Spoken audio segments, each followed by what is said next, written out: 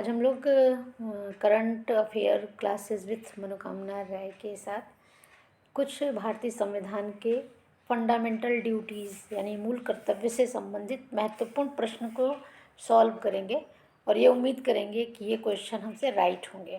तो आज का पहला क्वेश्चन हम लोग लेते हैं और ये बहुत इजी क्वेश्चन है और पढ़ने वाले जितने भी स्टूडेंट्स हैं इसको सही करेंगे। तो इसमें पहला प्रश्न इसमें पूछ रहा है कि भारतीय संविधान में यानी इंडियन कॉन्स्टिट्यूशन में मूल कर्तव्य फंडामेंटल ड्यूटीज़ को किस संविधान संशोधन द्वारा सम्मिलित किया गया। वो कौन सा अमेंडमेंट था, संविधान संशोधन था जिसके अंतर्गत भारतीय संविधान में मूल कर्तव्य को शामिल किया गया है। ये कह रहा है 42वां संविधान संशोधन, कॉन्स्टिट्यूशनल अमेंडमेंट। बी कह रहा है 44 यानी 44वां कॉन्स्टिट्यूशन अमेंडमेंट, संविधान संशोधन। सी कह रहा है 45वां संविधान संशोधन और डी कह रहा है 48वां संविधान संशोधन। तो इसमें कोई एक होगा, डी और सी जिन्होंने लगाया है। मुझे पूरा विश्वास है कि डी और सी किसी ने नहीं लगाया, लेकिन अगर किसी ने लगाया तो उनको तैयारी करने की ज़रूरत है, ये राइट आंसर नहीं है। अब कन्फ्यूज़न 42 एंड 44 में होगा, तो आपको बताएं 44 इसका आंसर नहीं है। इसका आंसर है 42वां कॉन्स्टिट्यूशन अमेंडमेंट। वर्ष था 1976 में फंडामेंटल ड्यूटीज़ यानी एफडी को शामिल किया गया। कहाँ? इंडिया के कॉन्स्टिट्यूशन में, भारत के संविधान में। अगर आप इसको राइट किए होंगे तो 2 नंबर, गलत किए होंगे तो माइनस में। नेक्स्ट क्वेश्चन हम लेते हैं। कह रहा है कि भारतीय संविधान में मूल कर्तव्य का उल्लेख किन अनुच्छेद के मध्य किया गया है, किन अनुच्छेद में किया गया है। ए कह रहा है 51, आर्टिकल 51। बी कह रहा है आर्टिकल 51A। सी कह रहा है आर्टिकल 50 और डी कह रहा है आर्टिकल 52 यानी 52। तो आप मुझे बताइएगा क्या है इसका राइट आंसर, क्या होगा। जोड़ा गया है तो आपको, अगर मान लीजिए मुझे कुछ नहीं आता है, ये चारों मेरे को नहीं आता है, तो अगर कोई भी कॉन्स्टिट्यूशन अमेंडमेंट जब इसको संविधान में जोड़ा जाता है तो वो या तो ए रहेगा या तो बी रहेगा या तो सी रहेगा, ऐसे इसको जोड़ा जाता है उपभाग के अंतर्गत। तो इसमें कहीं पर भी ए बी सी नहीं लिखा है, तो इस तरीके से भी हम बी को मार सकते हैं। अगर मान लीजिए मुझे थोड़ा सा अपना दिमाग लगाएंगे तो, और पढ़ के दिमाग लगाएंगे तो फिर आपके सारे आर्टिकल के बारे में जानकारी होनी चाहिए, या जानकारी के बाद आप इसका राइट आंसर कर सकते हैं। तो चलिए आर्टिकल 52 क्या कहता है ये आप मुझे बताइएगा कि आर्टिकल 52 कॉन्स्टिट्यूशन में क्या कहता है, आर्टिकल 50 क्या कहता है, आर्टिकल 51 क्या कहता है। तो आपको राइट आंसर इसमें बी होगा। 51A के अंतर्गत मूल कर्तव्य को शामिल किया गया है संविधान में। तो आर्टिकल 51 में मूल कर्तव्यों की चर्चा की गई है कि आप भारत के नागरिक हैं या आप नागरिक नहीं भी हैं, तो भारत के बाउंड्री के अंदर रहते हुए आपकी क्या क्या ड्यूटीज़ होनी चाहिए। यानी कि हम कर्तव्य नहीं करते हैं और उम्मीद करते हैं कि हमको जो है ये अधिकार मिले, तो अधिकार लेने के लिए कुछ कर्तव्यों का निर्वहन करना पड़ता है। इसी तरह संविधान भी चाहता है कि आप कुछ कर्तव्य करें, फिर आपको हम राइट देंगे। चलिए तीसरा नंबर का क्वेश्चन है 6 से 14 वर्ष, इसमें बीच में डैश जो है नहीं हुआ है तो इसमें हम डैश दे देते हैं। कह रहा है 6 से 14 यानी 6 से 14, 14 वर्ष की आयु के बच्चों के माता पिता यानी पेरेंट्स और प्रतिपाल यानी जो उनको पालते पोसते हैं, जिनके माता पिता नहीं होते हैं, उन बच्चों की देखभाल जो करता है उसको कहते हैं प्रतिपाल, द्वारा शिक्षा का अवसर प्रदान करना किन संवैधानिक संशोधन के अंतर्गत सम्मिलित किया गया है।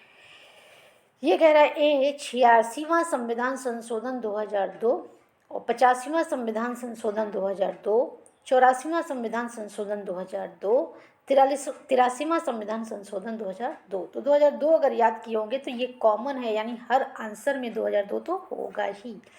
अब बचा है कि इसमें बगल वाले में से हम 86, 85, 84, 83 में से क्या लेते हैं। तो आपको बताया इसमें ये बहुत प्रचलित क्वेश्चन है और कई बार एग्जाम में पूछा हुआ है, तो इसको आप राइट ही करेंगे।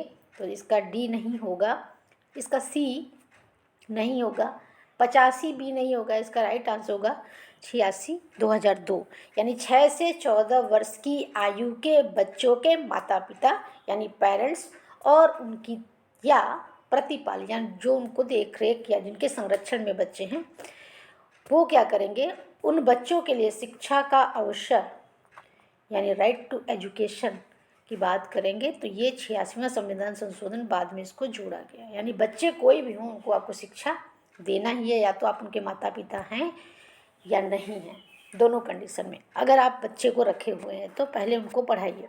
नेक्स्ट कह रहा है चौथा क्वेश्चन, निम्न में से कौन सा मूल कर्तव्य के अंतर्गत सम्मिलित नहीं है। यानी कौन सा इसमें कह रहा है, यानी कि कितने मूल कर्तव्य हैं आप मुझे बताइएगा, 11 हैं कि 12 हैं कि 13 हैं कि 4 हैं कि 5 हैं। तो सारे फंडामेंटल ड्यूटीज़ जो संविधान में लिखे गए हैं वो मूल कर्तव्य हैं। वो सारे मूल कर्तव्य जब आपको याद रहेंगे तब आप इस क्वेश्चन का आंसर सही कर पाएंगे। तो ए कह रहा है संविधान का पालन करना, और बी कह रहा है राष्ट्रीय आदर्शों को प्रेरित करने वाले उच्च आदर्श, ये कह रहा है। सी कह रहा है भारत की प्रभुता, एकता, अखंडता की रक्षा करना। डी कह रहा है उपरोक्त में से कोई नहीं। यानी कि कौन सा मूल कर्तव्य नहीं है, ये ध्यान से देखिएगा। पूछ क्या रहा है, हम बता क्या रहे हैं। नहीं है यानी कि आपको बताएं ये भी है, ये भी है और ये भी है। अभी हम यहाँ 3 लिखे हैं, ये तीनों ही मूल कर्तव्य के अंतर्गत शामिल है। तो इसमें से इन तीनों को ले लेंगे तो उपरोक्त में से कोई नहीं, इसका आंसर यह होगा। यानी कि उपरोक्त सभी मूल कर्तव्य के अंतर्गत शामिल किए गए हैं। इस हिसाब से आपको जो आंसर लगाना हो लगा लीजिए। और मूल कर्तव्य का एक बार रिवाइज कर लीजिएगा, क्योंकि एग्ज़ाम संडे को है और जो PCS 2023 की प्रारंभिक परीक्षा में बैठ रहे हैं वो संविधान के मूलभूत प्रश्न हैं और ये दूसरे, पहले या तीसरे चैप्टर पे ही आते हैं, तो ये आपको आने चाहिए। और आज के लास्ट और 5वां क्वेश्चन को हम लोग डिस्कस करते हैं। निम्न पर विचार करें, कह रहा है कि निम्न पर विचार करिए। देखिए कुछ फंडामेंटल ड्यूटीज़ ऊपर दी गई है, कुछ नीचे दी गई है। चलिए, तो यहाँ तो हम आपको पहले क्वेश्चन में ही आंसर बता दिए हैं। ये कह रहा है कि ए सामरिक संस्कृति और गौरवशाली परंपरा के महत्व को समझें। यानी अपनी जो कल्चर है और हमारी जो भारत में गौरवशाली जो परंपरा है, परंपरा नहीं गौरवशाली परंपरा है, उसके महत्व को आप समझिए। बी कह रहा है आप जो है वैज्ञानिक दृष्टिकोण विकसित करिए और मानववाद को विकसित करिए। बी कह रहा है। सी कह रहा है सार्वजनिक संपत्ति यानी बस है, ट्रेन है, हॉस्पिटल्स हैं, इंस्टीट्यूशंस हैं, जो भी है उसको आप सुरक्षित रखिए। आप अगर किसी बस का प्रयोग कर रहे हैं तो जैसे आप अपने घर का यूज़ करते हैं, अपनी गाड़ी का यूज़ करते हैं, ऐसे ही सार्वजनिक वाहन का भी यूज़ करिए। जैसे आप अपने घर को सुरक्षित रखते हैं इसी तरह विद्यालय को, सरकारी आवास को अपने सुरक्षित रखिए। वो कह रहा है सुरक्षित रखिए। डी कह रहा है ये तीनों जो इसमें लिखा हुआ है, कह रहा है उपरोक्त का वर्णन, ये अच्छी अच्छी बातें भारत के संविधान में कहाँ लिखा गया है। ए कह रहा है DPSP यानी directive principle of state policy. B कह रहा है FR फंडामेंटल राइट्स। सी कह रहा है FD फंडामेंटल ड्यूटीज़। और डी कह रहा है कोई नहीं, उपरोक्त में से कोई नहीं। ये राइट नहीं, इसमें कहीं और लग रहा है, इसमें आंसर ये में नहीं है। तो आपको बताएं, इसमें राइट आंसर होगा FD। FD का मतलब होता है फंडामेंटल ड्यूटीज़, यानी मूल कर्तव्य के अंतर्गत ABC को शामिल किया गया है। तो आज जो है एक बार मूल कर्तव्य को पढ़ लीजिएगा, कितने मूल कर्तव्य हैं, how many fundamental duties in our constitution, उसमें देख लीजिएगा। और बाकी 4, 3, 4, 5 जो भी क्वेश्चन हैं, फिर नए क्वेश्चन के साथ हम मिलते हैं। अपना ध्यान रखिएगा। थैंक यू, नमस्कार।